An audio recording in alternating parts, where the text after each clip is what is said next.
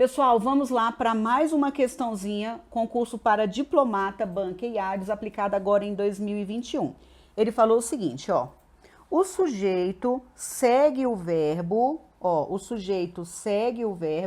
em qual estrutura? Aqui eu vou colocando verdadeiro ou falso, lá nós tínhamos alternativas para marcar, aqui eu só vou colocando verdadeiro ou falso com relação a qual alternativa dada por ele que o sujeito segue o verbo, ou seja, ele está querendo saber em qual estrutura a gente tem ordem direta ou ordem inversa, beleza? Então vamos lá.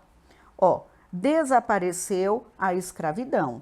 Vocês concordam comigo que daria para dizer que a escravidão desapareceu, ponto final. Se dá para falar assim, então esse verbo é intransitivo e escravidão é o sujeito. Então, realmente, o sujeito segue o verbo, sujeito posposto. Depois, no meio de tudo isto, o que fez o governo? Daria para ler. No meio de tudo isto, o que o governo fez? Então, também é o sujeito e realmente o sujeito segue o verbo. Agora, na última. Felizmente, porém, há um preconceito e um fato de observação. Vejam que aqui ele colocou já o verbo haver. E o verbo haver, você já sabe, não precisa nem sofrer, ele é chamado de verbo impessoal. Se é impessoal, significa que não tem pessoa, se não tem pessoa, não tem sujeito. Ele é um verbo transitivo direto e nós vamos ter aqui um preconceito como sendo o objeto direto. Só o fato de bater o olho nessa alternativa, ele perguntou o sujeito depois do verbo.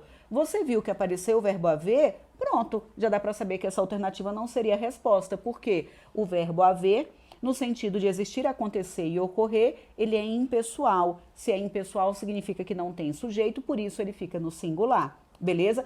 Questão legal, questão interessante, mas na minha humilde opinião, uma questão muito simples para um concurso para diplomata, tá? Mas pra gente aqui é legal pra gente repetir questão de conteúdo. Deixe o seu comentário, acompanhe-me nas redes sociais, dê uma olhada no meu site e acompanhe-me também no Café com Gramática, toda terça-feira às 8 horas da manhã e conheça o método RISE de aprendizagem de língua portuguesa.